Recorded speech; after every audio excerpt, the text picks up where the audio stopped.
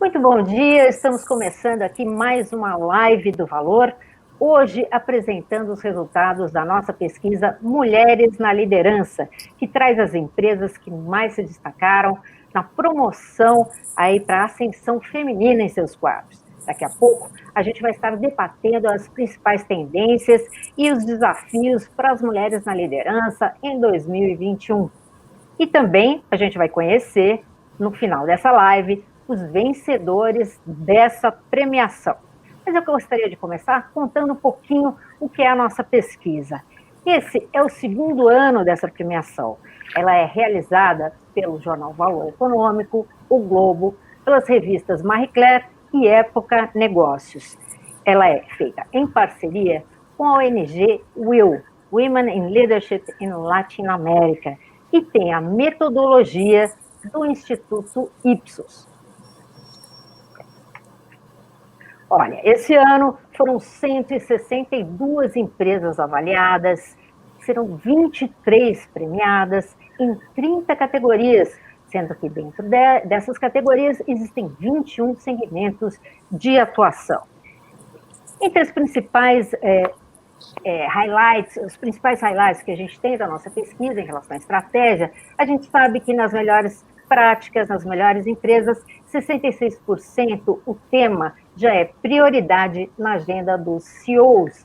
A gente sabe que 68% tem lideranças formais para promoção aí da igualdade de gênero, 53% tem políticas formais com metas claras, ações planejadas, 63%, inclusive, já tem uma área de diversidade com orçamento próprio, 36% trabalham aí os vieses inconscientes, os preconceitos aí com as suas lideranças, e 31% podem romper, inclusive, com fornecedores que violam políticas de equidade de gênero. Nas metas e no monitoramento, a gente tem aí as 28% das melhores aí tem essas metas relacionadas a questões de gênero no desempenho. 72% detectam motivos do turnover de mulheres que ocupam cargos de gerência. Mais da metade monitora aí o percurso de carreira das mulheres. 31% o número de mulheres que retornam após a licença maternidade. 40% elas têm metas para terem mulheres em cargos de diretoria, e tem que melhorar aí, porque só 10% tem metas para equilibrar e ter mais mulheres nos conselhos. Em relação ao recrutamento e o ambiente flexível, mais da metade contratam mais mulheres para cargos tradicionalmente ocupados por homens. 46% o home office, horário flexível, já é fornecido para pais e mães que voltam da licença parental. E 67% aderem ao programa Empresa Cidadã. A interseccionalidade ainda é um desafio até para as empresas que têm as melhores práticas para a ascensão feminina. 69% seguem políticas similares para todas as mulheres, não tem uma política, as políticas para mulheres não brancas, mulheres com deficiência, não heterossexuais, para mulheres trans ou acima de 50 anos, ainda têm um percentual pequeno e ainda precisam melhorar. Bom, mas aí a gente pegou apenas alguns dos highlights. Vamos começar agora a nossa live. Eu queria começar recebendo aqui as nossas convidadas que vão estar debatendo aí esse assunto das mulheres na liderança hoje. Então, sejam muito bem-vindas aqui à nossa live. Esse é o nosso grupo que vai estar discutindo esses assuntos muito importantes aí para a gente pensar aí, refletir nesse ano e para o ano que vem. Eu queria apresentar, primeiro ali, a gente tem a Silvia Fazio. A Silvia é a presidente da ONG WIL, né? A Women in Leadership in Latin America, é uma das criadoras aí da pesquisa, advogada. Tudo bem, Silvia? Tudo bom, Estela? Prazer te receber aqui. Obrigada, é um prazer estar aqui.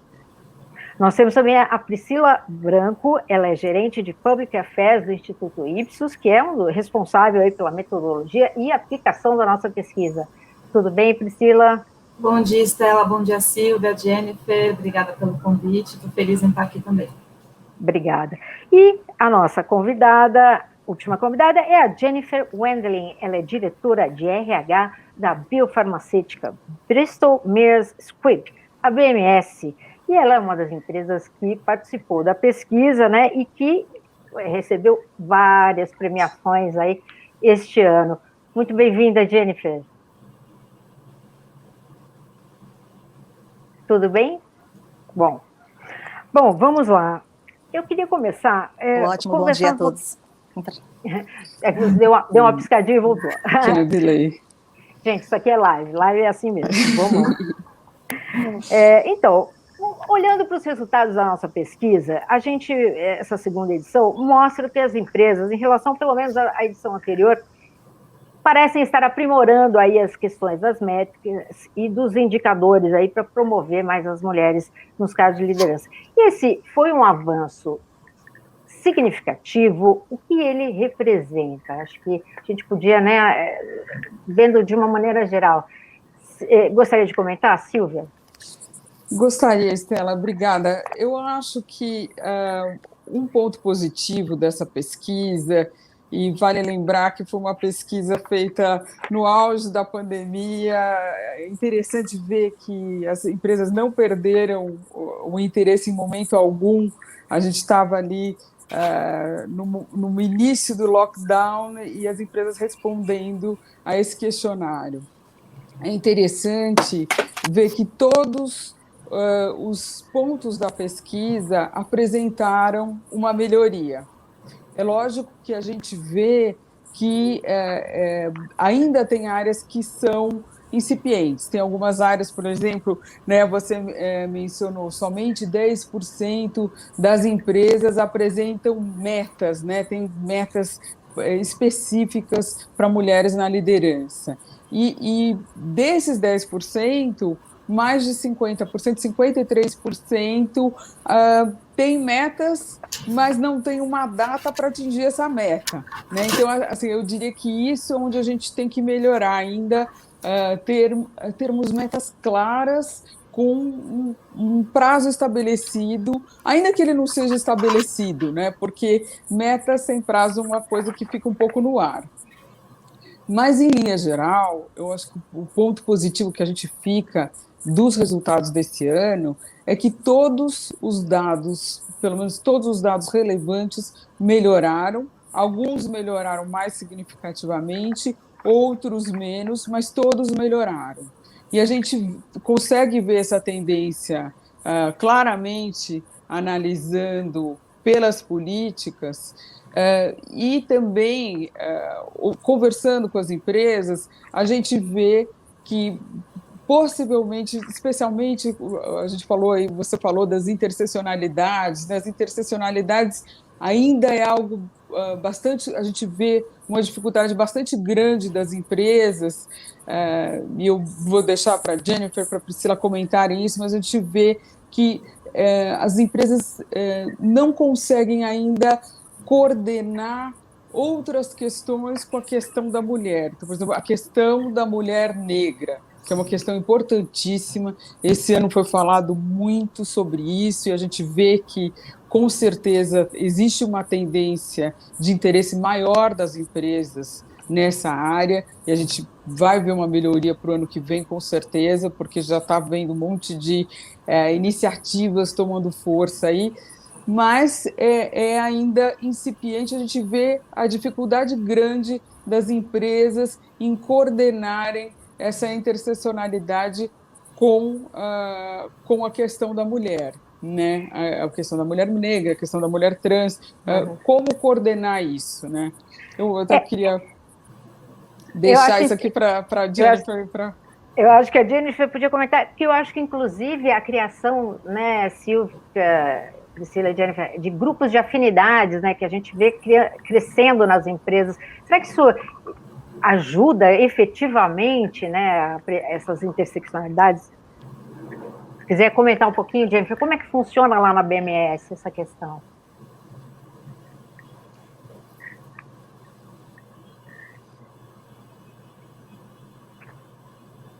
Eu acho que tá travando um pouquinho. Pois é, no Frutos hoje a gente seguiu aquele provérbio chinês que diz: melhor época para plantar uma árvore é há 20 anos atrás, a segunda melhor época é agora. Estão me ouvindo? Sim. Estamos ouvindo.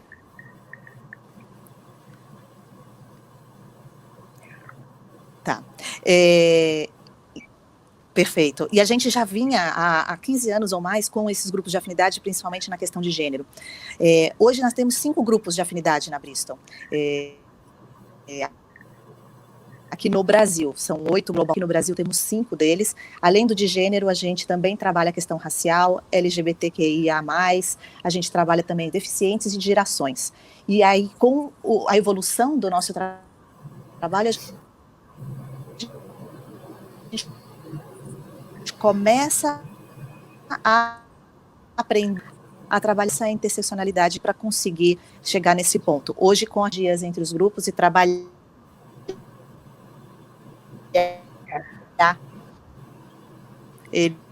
acho que tá eles juntos, seja mulheres negras, por exemplo, como que a gente está captando esses candidatos no mercado, como que a gente está desenvolvendo os nossos talentos internos. Se a gente pensar, acho que a Priscila pode até comentar um pouquinho isso, em termos, não só da interseccionalidade, a própria equidade de gênero, como é que o Brasil está em relação aos outros países, né? Como é que a gente se coloca nessa questão? O Ipsos acompanha também, né, bastante a questão global. Como é que a gente, olhando a nossa pesquisa, a gente tem, qual é o nosso quadro? É interessante você mencionar a questão do Brasil em comparação com o mundo. A Ipsos ela faz pesquisas globais em relação aos temas da igualdade, né, da equidade de gênero, e nesse ano nós rodamos uma pesquisa em 26 países, incluindo o Brasil, e nós fizemos diversas perguntas sobre a equidade de gênero no lugar de trabalho, nas empresas, né, no âmbito empresarial. Em alguns dos atributos avaliados, o Brasil ele é um dos últimos colocados na percepção da opinião pública em relação à equidade de gênero. Então, por exemplo, nós temos um dos atributos avaliados na pesquisa, uma das perguntas que a gente faz empresas no meu país, ou seja, no Brasil, tratam homens e mulheres de forma igual, né, em igualdade. O Brasil é o último colocado em relação à concordância em relação a essa frase. Só 25% das pessoas concordam que as empresas no Brasil tratam igualmente homens e mulheres. Então, se esse é um dado ruim, né, que explicita, por exemplo, as diferenças que a gente encontra, também o lado positivo dessa análise é que as pessoas estão cada vez mais críticas em relação a esse tema, né, cobrando as empresas, cobrando os CEOs e as lideranças para que ações sejam feitas nesse sentido. Então, isso é uma tendência que a gente vê na opinião pública, que olhar as empresas, né, olhar as corporações como fatores de mudança para que elas enderecem também problemas sociais dos mais diversos. Agora, uma coisa interessante da nossa pesquisa é que eu acho o seguinte, quando você fala tem que envolver as lideranças e tal, a gente tem que 20% das empresas, né, que participaram desse estudo atrelam, inclusive, o bônus dos executivos a questões de gênero, quer dizer, quando você atrela ao bolso, a questão tende a andar mais rápido, né? O que você acha, Silvia? Você percebe aí no mundo executivo, a gente tem também, né, que 66% os CEOs são mais presentes. Existe alguma movimentação um pouco mais pronunciada com esse tipo de ação? Não? Sim, eu tenho percebido, nós temos percebido, né, não só no Brasil, mas como é uma tendência global, das empresas atrelarem, sim, ao bônus e ao resultado, a promoção de diversidade de mulheres e diversidade como um todo para a liderança. Então, executivos, líderes de área, que repetidamente não promovem diversidade, quando existe uma massa crítica de diversidade no time deles, estão sendo chamados a se justificarem para o senior committee, para o executive committee de uma empresa. Isso a gente vê, assim, como mínimo, essas pessoas estão sendo chamadas a se justificarem. Existe uma tendência ainda melhor, que é de atrelar o bônus, né? Aí um resultado, logicamente, que se repetidamente isso está acontecendo, a pessoa vai ter uma penalidade monetária mesmo.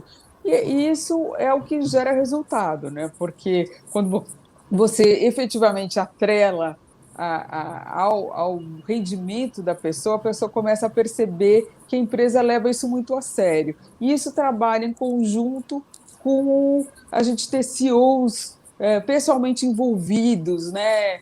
Ter a alta liderança da empresa extremamente envolvida nessa causa, porque dessa forma a gente consegue mudar a cultura da empresa como um todo, né? E não só estabelecer políticas impostas, mas a gente vê que dessa forma existe uma difusão daquele valor dentro da empresa de uma maneira mais ampla.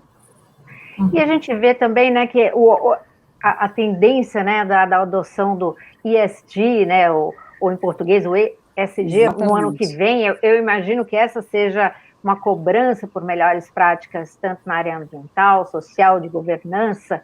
Vocês acham que isso que tende a caminhar, eu imagino, para o ano que vem, não sei qual é a percepção que vocês podem comentar, vai ajudar a pauta da diversidade? Como é que vocês veem isso? Quer falar, Priscila, Jennifer? Sim, eu acredito que sim.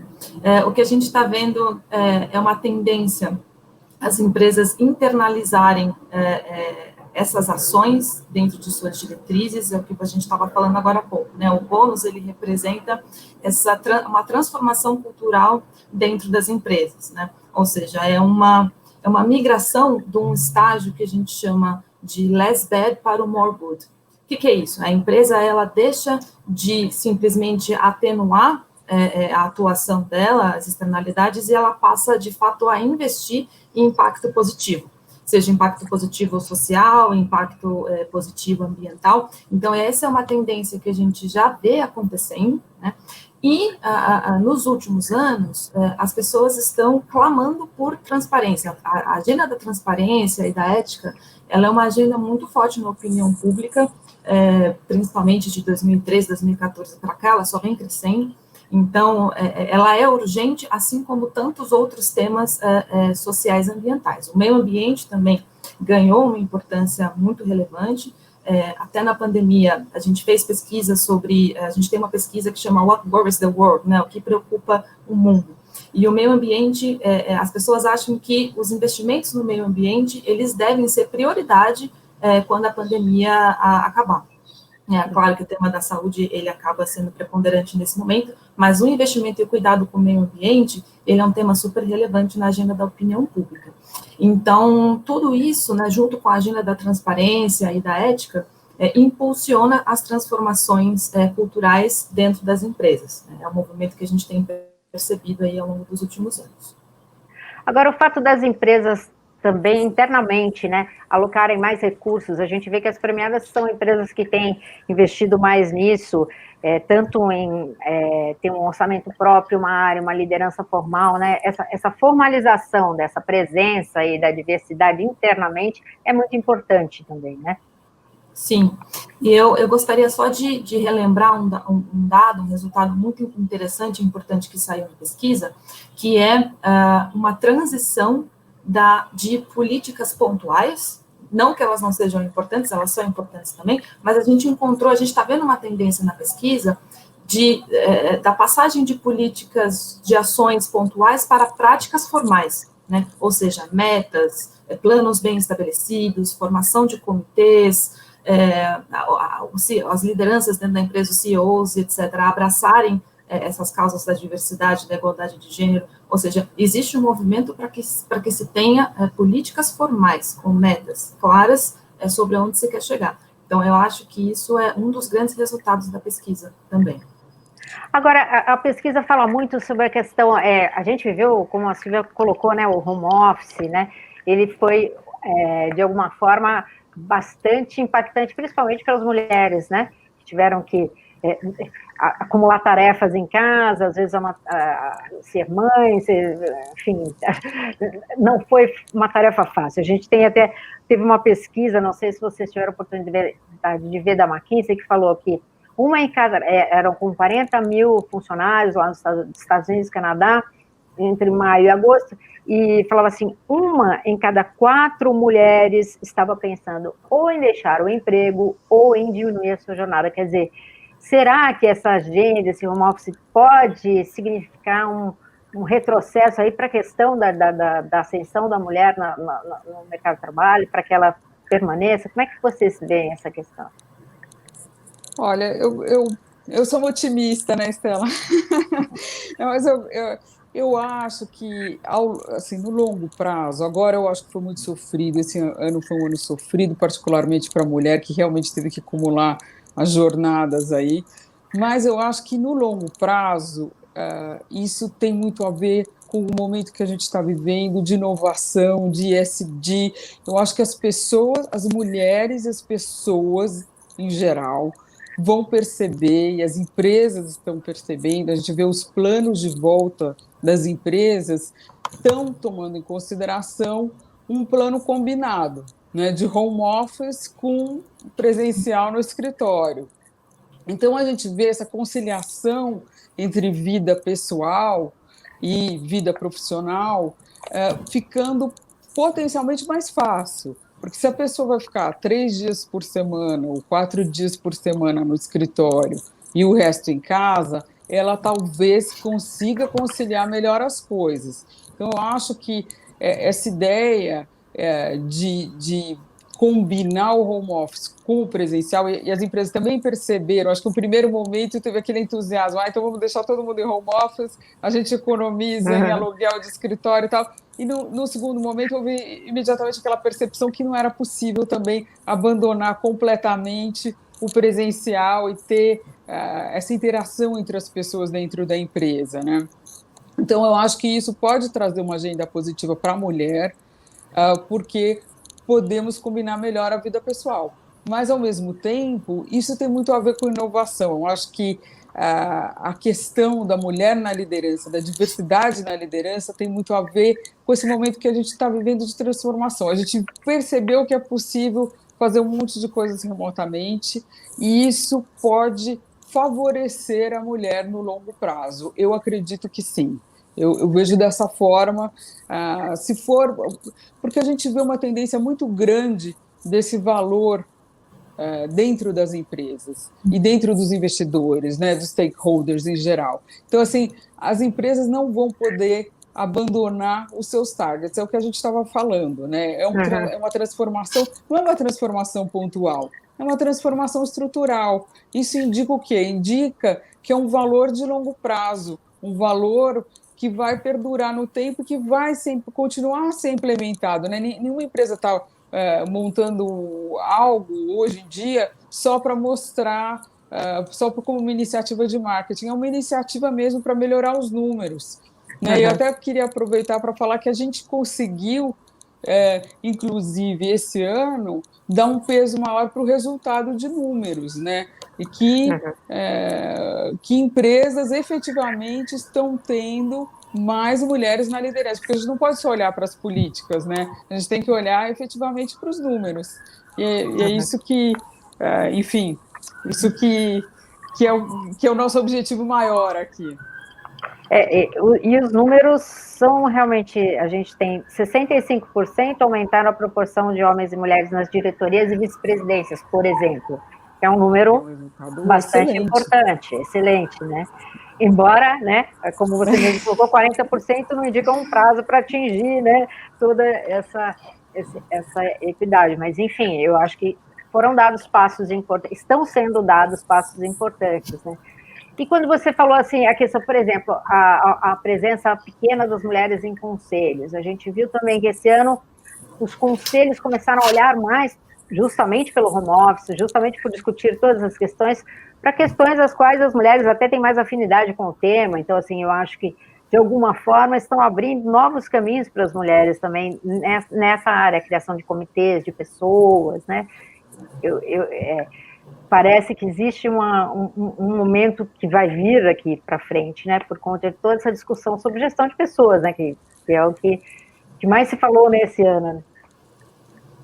Sim.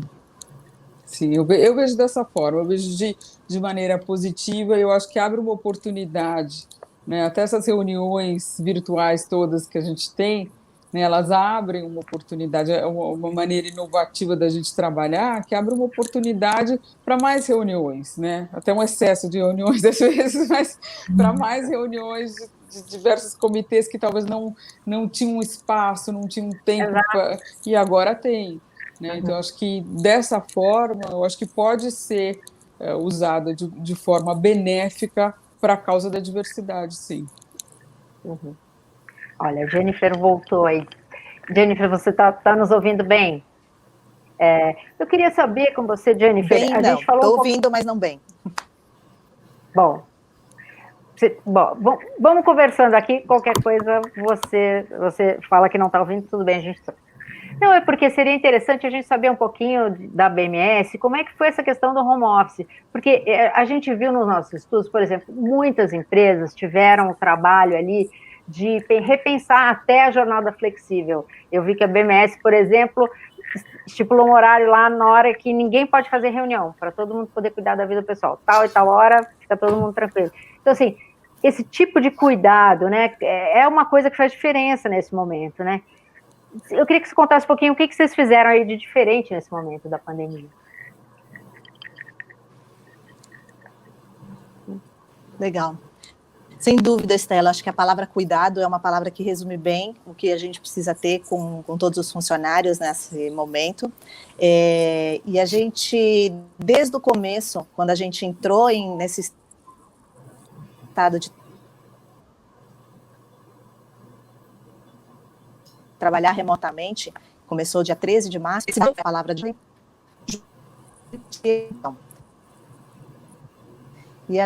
e frequente com os funcionários, que ia desde passando, como que a gente pode te apoiar, com o RH, com esses grupos de afinidade, foram uma fonte importante de manter funcionários conectados e trazendo esses feedbacks para a gente, e também reuniões semanais lideradas pelo nosso presidente. Então, todos os funcionários convidados para essa reunião, ela não é mandatória, ela é opcional, mas onde a gente consegue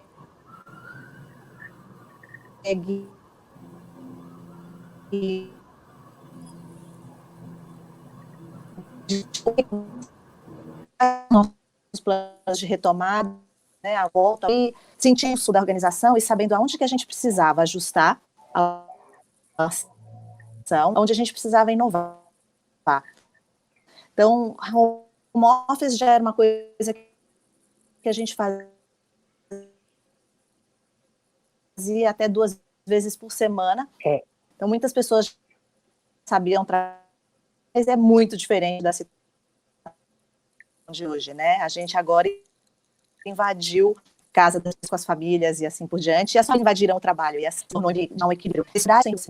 Acho que a gente está com um problema aqui de conexão. Baseado nesse feedback, que de repente a gente que está fazer pausa, subir, almoçar, voltar, tinha que fazer uma pausa, cozinhar, ajudar a família, quem tem filhos estava cozinhando para e até enfim, um equilíbrio de parar uma situação diferente, enredar as pessoas a se programarem, essa comunicação também foi importante, e a gente no começo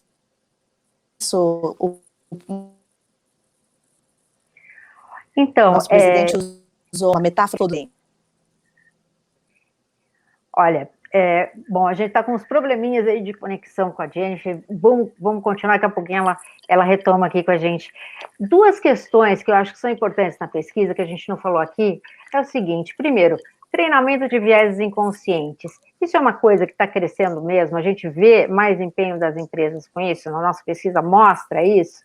E a segunda coisa, o recrutamento, a imposição de você ter a obrigatoriedade de ter uma mulher na seleção final. Eu queria que vocês comentassem esses 2 pontos que eu acho que são fundamentais aí para a ascensão das mulheres nas empresas, né? Você gostaria de começar, Silvia?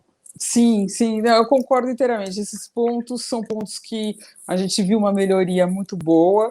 Realmente as empresas têm se preocupado muito com essa questão de vieses inconscientes, e a gente vê treinamento em vieses inconscientes e vieses conscientes. Hoje em dia a gente fala muito disso porque é importante também apontar para as pessoas, na realidade, tem alguns vieses que não são inconscientes, né? Tem alguns vieses que, obviamente, são preconceito. E esse ano se falou muito disso, porque se falou muito da questão racial, e é um problema importantíssimo aqui no nosso país, né? Então, a gente tem visto uma contratação maior por parte das empresas desse tipo de treinamento, e desse tipo de treinamento em todos os níveis, não só para nível de gerência, para nível médio, vamos dizer, para o início da liderança, mas também para a alta liderança, que muitas vezes ficava um pouco de fora desses treinamentos. Então, a gente tem visto isso em todos os níveis. E a outra questão que você colocou, né, que é essa questão da preocupação das empresas com esses vieses e como endereçar os resultados, a gente vê que sim, que existe também eu gostaria que você comentasse um pouquinho mais a sua segunda questão, que me escapou aqui. Não, é que eu queria falar o seguinte, na nossa pesquisa a gente mostra, por exemplo, muitas empresas têm no processo seletivo, você tem que apresentar na seleção, sim, pelo menos uma candidata mulher. Isso tem um percentual alto de empresas que estão fazendo isso. Algumas chegam até, no final desse processo, você tem que apresentar um candidato mulher, né? Ele vai afunilando. E essa imposição. Isso eu não sei se isso a gente pode relacionar com política de cotas ou não, mas eu queria saber a opinião de vocês sobre isso. Isso é uma tendência aí que está crescendo mesmo? Isso é uma tendência que existe em outros lugares? Como que é? Sim, essa é uma tendência que existe, está crescendo globalmente, e exatamente isso que você falou, Estela, o que a gente observou, vou deixar também a Priscila falar, mas essa questão de termos o processo seletivo mais bem estruturado, e eu acho que tem tudo a ver com aquilo que a Priscila comentou antes, quer dizer, não é mais só um programa pontual, mas é uma questão estrutural mais profunda. Por que a gente está ali olhando não só a primeira fase da contratação?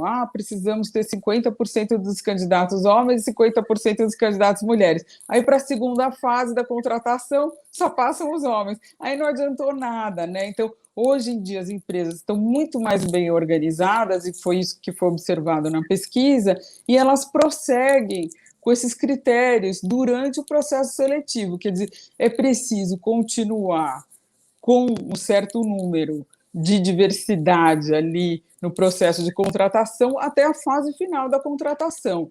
Isso é fundamental, porque senão o resultado não muda, né? E eu acho que isso que está fazendo a diferença exatamente nos resultados. Mas eu vou deixar um pouco a palavra à Priscila.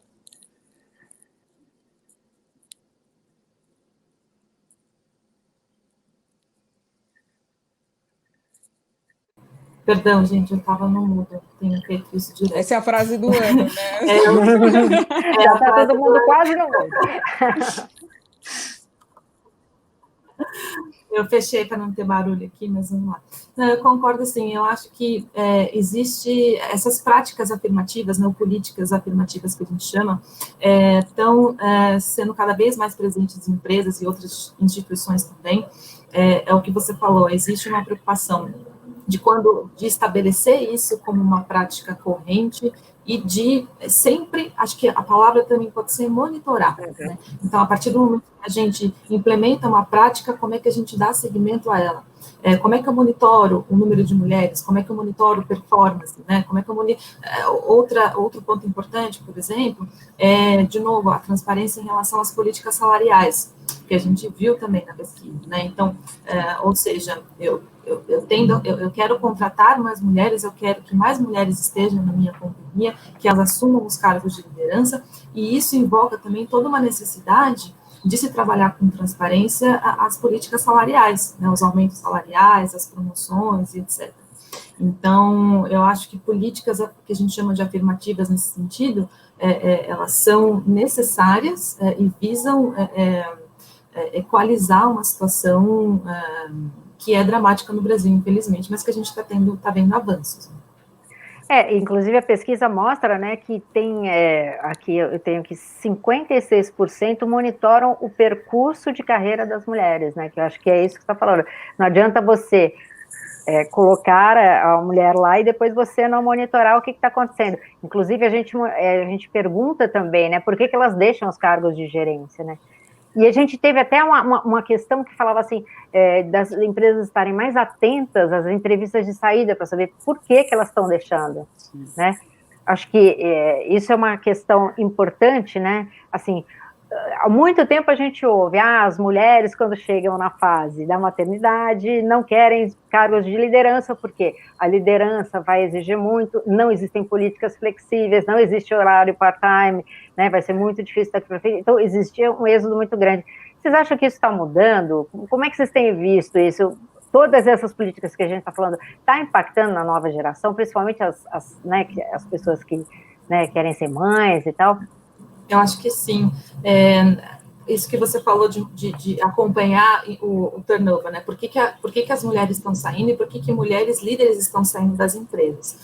Mas eu acho que tem um outro ponto que a gente investigou e que mostra essa tendência de mudança, é o esforço das empresas de tratarem, por exemplo, a divisão de tarefas nos lares, né, dentro das empresas. Então, falar sobre a importância de ter uma divisão igual dentro do lar, entre todos os familiares. Então, é aquela velha história, né? Ajudar não é compartilhar, né? Os trabalhos domésticos devem ser feitos por todos e tal. Então, as empresas, elas estão internalizando essas discussões. Então, a partir do momento que elas monitoram a saída das mulheres, elas conseguem implementar essas e outras ações para minimizar as saídas, né? Ou para tornar um ambiente de trabalho mais favorável para todo mundo. Então, e essa questão de manter as mais jovens, por exemplo, os processos de mentoria, né, que são fundamentais aí, de você ter o role model das mulheres na liderança, acho que isso é uma coisa que sempre faz a diferença para a nova geração. A gente tem visto mais iniciativas nesse sentido? Eu diria que não só de mentoria, né, é uma iniciativa que é fundamental, e a gente tem visto, a gente fez uma pergunta sobre isso, que é a iniciativa de sponsorship, né, de efetivamente selecionar o talento feminino dentro da empresa e esse talento feminino ter um sponsor dentro da empresa, seja ele homem ou mulher, e é meritocrático, um processo meritocrático, são pessoas talentosas que são selecionadas para serem efetivamente impulsionadas na carreira, né? Então, isso é uma mentoria um pouco mais que dá um passo adiante, né? Que tem essa vontade de atingir um resultado. E a gente tem visto que isso tem gerado um bom resultado efetivamente na maioria das empresas. Uhum. Uma questão, voltando um pouquinho na questão da interseccionalidades, né? A gente falou das mulheres negras, uma questão que está lá no fim da lista, né, dos 10%, são a inclusão de mulheres 50 a mais, né, que ainda são pequenas essas ações, né, mas a gente vê que esse tema foi um tema deste ano, assim como a inclusão racial, a gente ouviu muita gente falando sobre isso, principalmente pela pandemia, né, das pessoas com mais idade de ficarem mais vulneráveis, mas também ganharam a possibilidade de trabalhar em home office e tal. Como é que vocês veem essa questão? Essa é uma pauta para se discutir em relação às mulheres para o ano que vem? Essa é uma pauta importante? O que vocês acham? Sem dúvida. Quem gostaria de falar? Mulheres de 50 anos são enfim, pessoas de 50 anos são super ativas, né? Eu acho que isso já é muito largamente discutido, o quanto que a terceira idade é cada vez mais, enfim, para frente, né? As pessoas, a qualidade de vida melhorou, a expectativa de vida melhorou, então, o que a gente tinha antigamente, de pessoas de 40, 50 anos serem consideradas velhas para o mercado de trabalho, isso simplesmente não é mais realidade, né? Tem muita gente com experiência e tal, e com vontade de trabalhar, com capacidade de trabalhar. Então, eu acho que, sem dúvida, essa vai ser uma pauta, sim, para o ano que vem. A tendência é que as empresas comecem e voltem a endereçar esse tema dentro das suas agendas, dentro dos comitês também, pensando na alocação dessas pessoas, desse grupo etário.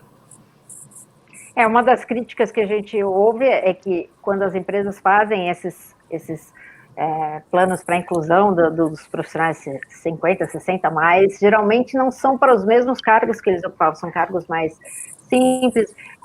O que a gente pensa nas mulheres, né, ascendendo a cargos de liderança, quer dizer, como promover dentro desse grupo, né, eu acho que essa é uma mudança de percepção, né, em relação a esse grupo.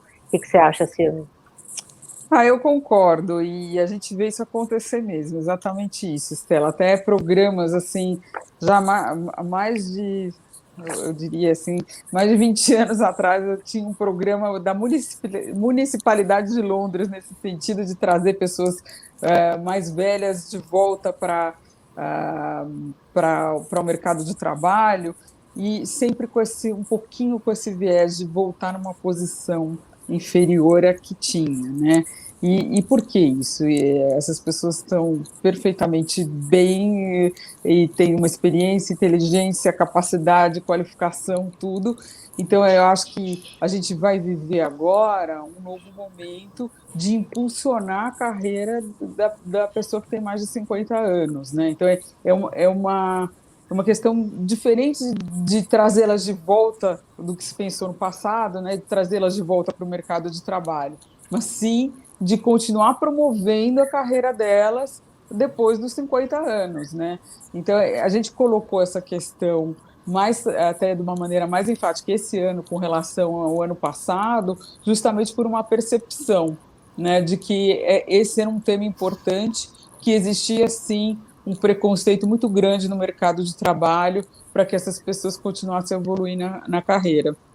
Eu até aproveito para dizer que a nossa pesquisa é uma pesquisa viva, né? A Priscila está aqui, a Estela também, que da gente revisando ano a ano, ela está sempre se atualizando conforme a gente vê que os temas vão se atualizando também.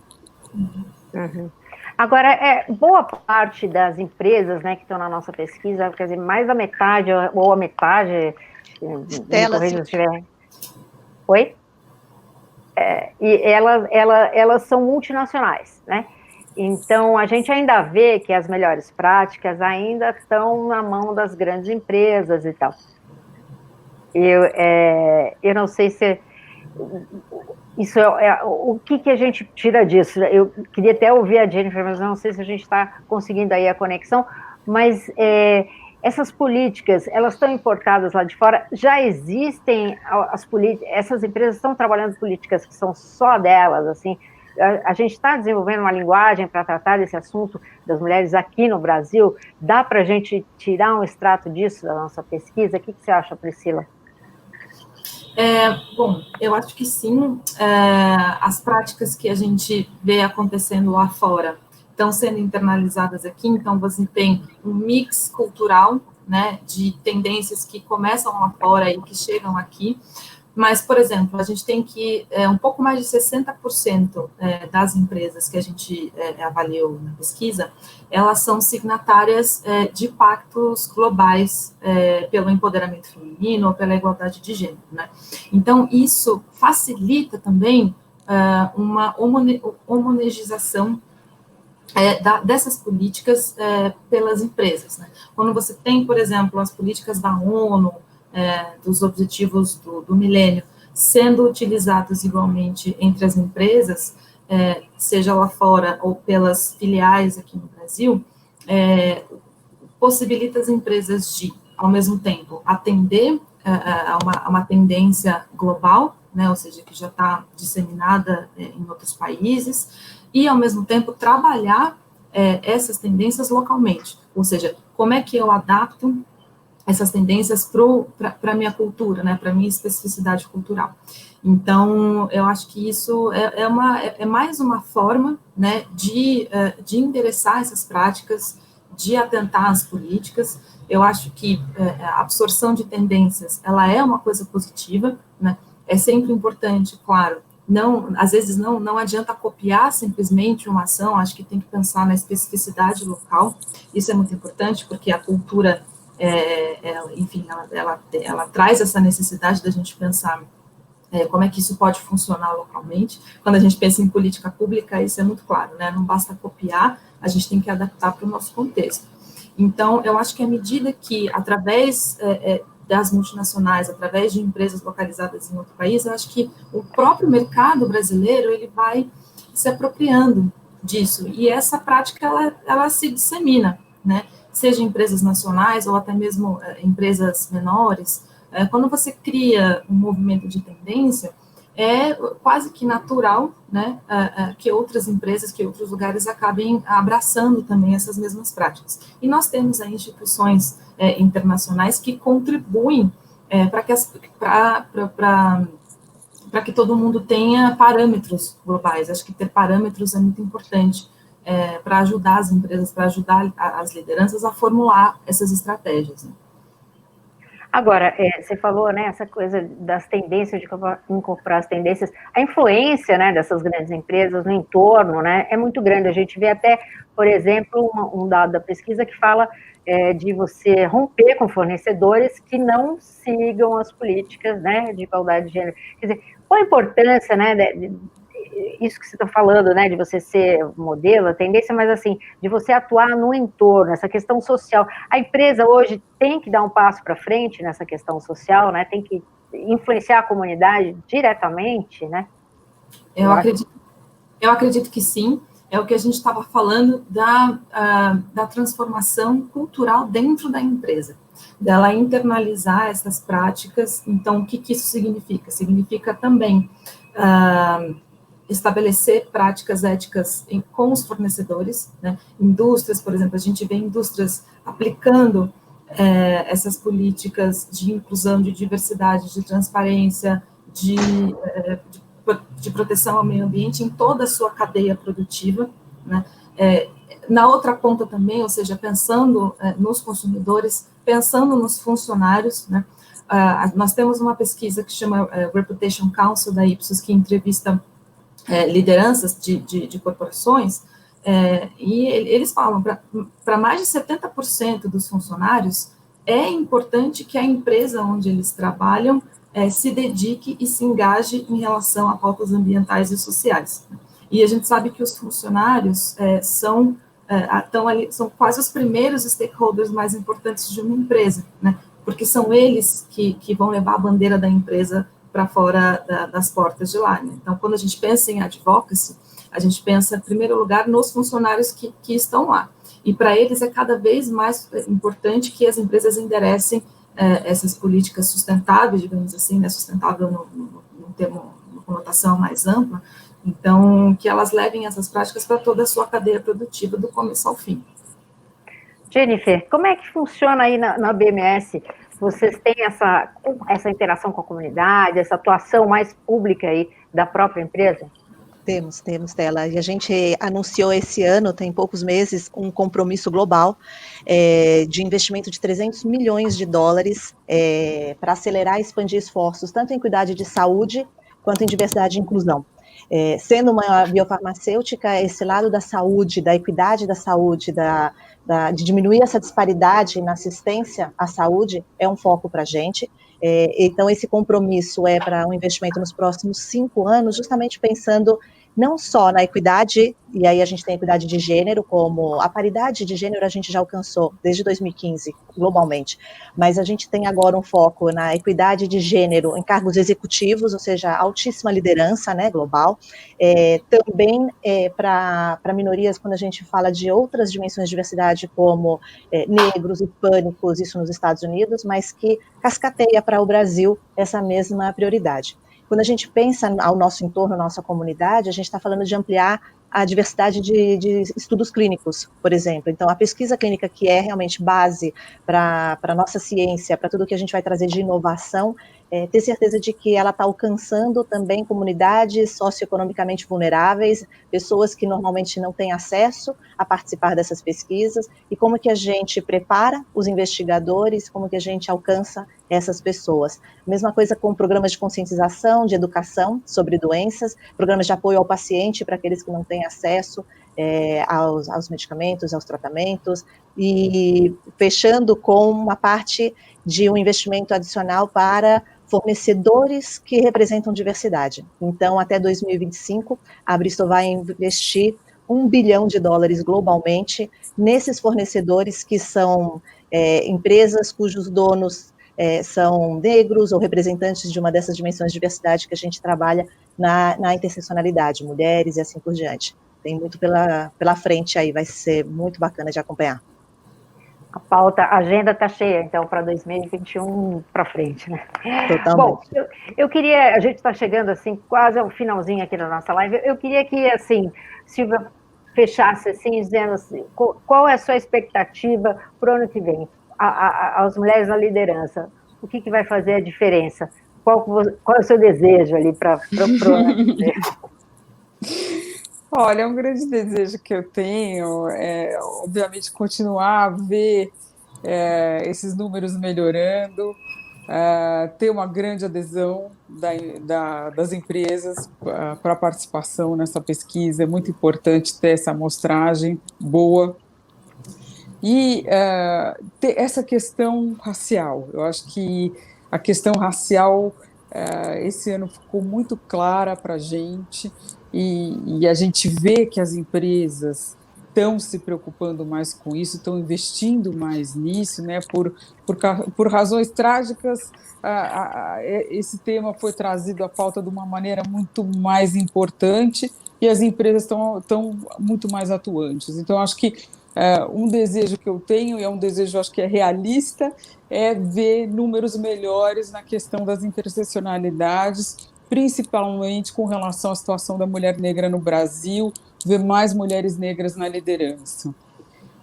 Outra questão que eu acho que é muito importante é a questão de termos mais mulheres em conselho. Também vejo de maneira muito positiva as empresas, toda essa questão de ESG tomando força no ano que vem. Acho que a gente vai ver, sim, mais mulheres em conselho, ou pelo menos um movimento das empresas para atrair mais mulheres para conselho.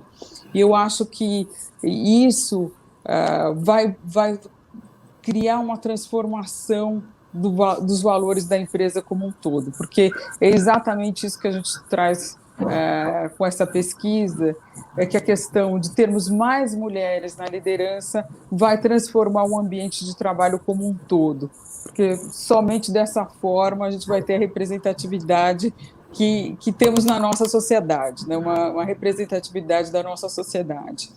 Então, esses são os meus desejos, e mais um, só para colocar mais um aí na lista, que é de ter, dessa pandemia, ao fim, ter um efeito positivo, a gente conseguir ver que o home office é produtivo, que a mulher consegue conciliar a vida pessoal, e a mulher e o homem, né? Na realidade, a gente tem que falar da mulher e do homem, conseguem conciliar de maneira melhor vida pessoal com vida profissional, com home office, e que isso pode ser utilizado, venha a ser utilizado de uma maneira positiva para que as pessoas consigam continuar evoluindo na carreira e, ao mesmo tempo, ter uma vida pessoal também.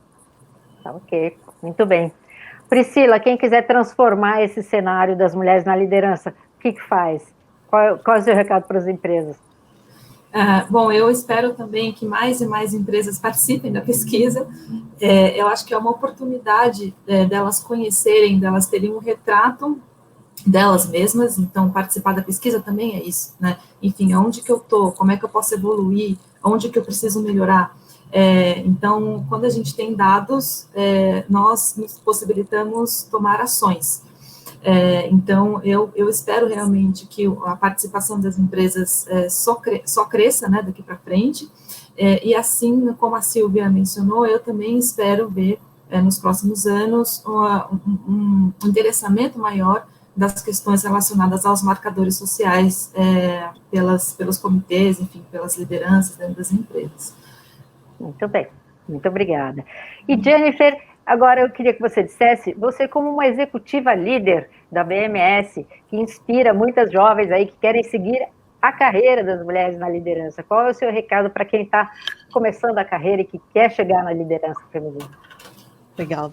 Eu acho que, Estela, quando a gente pensa em diversidade e inclusão, e aí a gente pensa em como que a gente vai seguir essa carreira, para onde que eu vou, a gente tem que pensar que ela é abrangente, a gente tem que pensar em como que a gente também está sendo aberto a outras coisas e como que a gente intencionalmente está praticando a inclusão.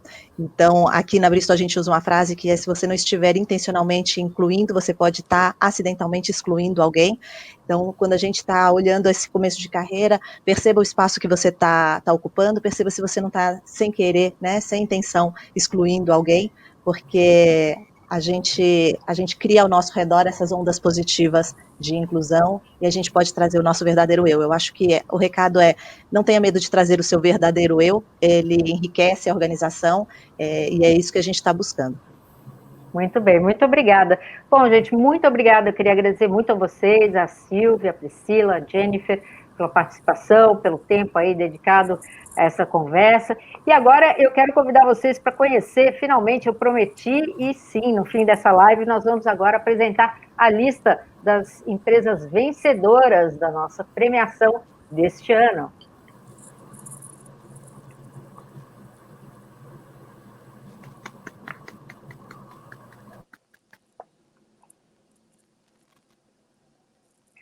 Olha, se vocês conheceram a lista, não precisa anotar, Sim. vai estar, a gente vai ter toda essa lista, vai estar no nosso suplemento, que vai estar, Mulheres na Liderança, o suplemento vai estar circulando, olha ele aí, vai estar circulando na segunda-feira, no jornal Valor Econômico, também vai poder ser conferido no site, ele traz um perfil aí de todas as premiadas, traz todos os temas que a gente discutiu aí, a pesquisa em 1000 detalhes, a pesquisa é muito ampla. Então, acompanhem aí na segunda-feira o nosso suplemento também. E é isso, gostaria de agradecer a vocês todos, obrigado pela audiência, obrigado por acompanharem a gente, e foi um prazer conversar com vocês. Muito obrigada e até a próxima. Obrigada. Tchau, tchau. Tchau.